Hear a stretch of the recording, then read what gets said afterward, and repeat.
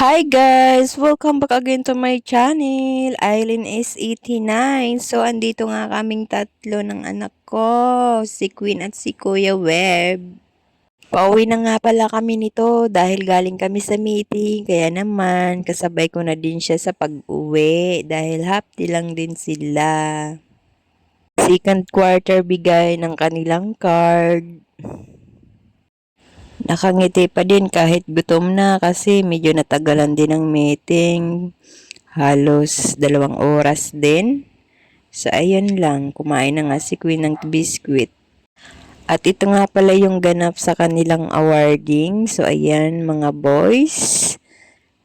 Hawak na nila yung kanilang mga award. So, lumipat pa nga sa kabila dahil nagkumpulan sa kabilang side. Tapos, hindi naman din nakaayos. May awang pa rin naman sa tabi ng teacher nila. Yan yung kanilang advisor. Smile.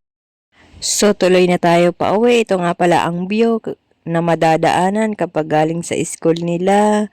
Kaya naman nakaservice siya ng tricycle. Pero minsan nagko-commute na din siya. Kaya naman niya. Mura lang din naman ang pamasahe kapag nag-jeep ka. Nasa 11 pesos ang estudyante. So, medyo may kalayuan din. Pero malapit lang din kapag sanay ka na. Ang iba nga nilalakad lang din. 2 barangay ang nilalakad nila. O may kalayuan na yun. So, ayan yung view. Look at the view guys. So, ayan yung madadaanan. Galing sa school nila. So, ayan yung gilid ng kalsada dito sa malapit sa area namin.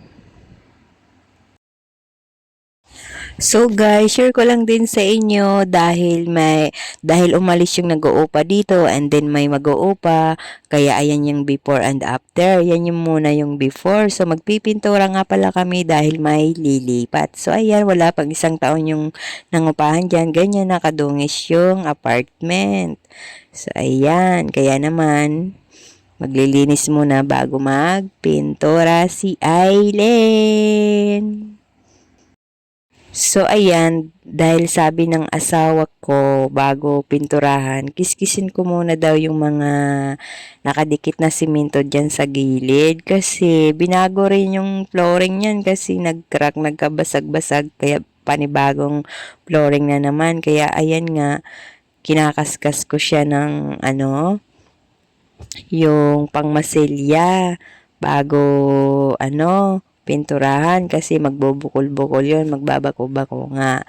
So, ayun nga, nagmamadali nga kami niyan. Kailangan kasi maghapon, kalahating araw ay matapos yung kabuuhan na yan dahil mga gabi lilipat na.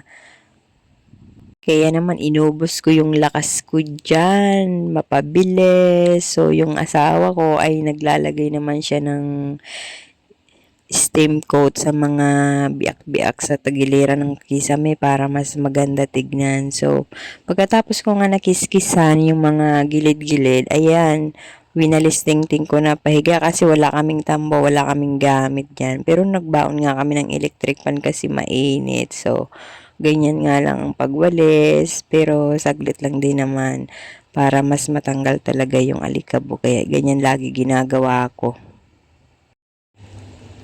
Nung bagong lipat yung nangupahan dyan, malinis yan dahil ako din ang nagpintura dyan. So, pag umalis, madungis. Ganun talaga kapag ganyan ang nangyayari sa apartment. Parang hindi man lang nila minahal na bahay nila talaga. Ang yuyubab. So, ganun. At ang ikukulay nga pala naming pintura ay kulay asul kasi yun na lang para hindi dumihin tignan kapag puti kasi dumihin tapos hindi naman marunong maglinis.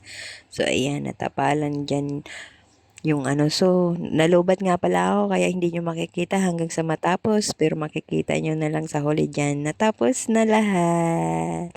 So diba, may nakita naman kayong bago pinturahan, naglinis, tapos yung kabuuan na.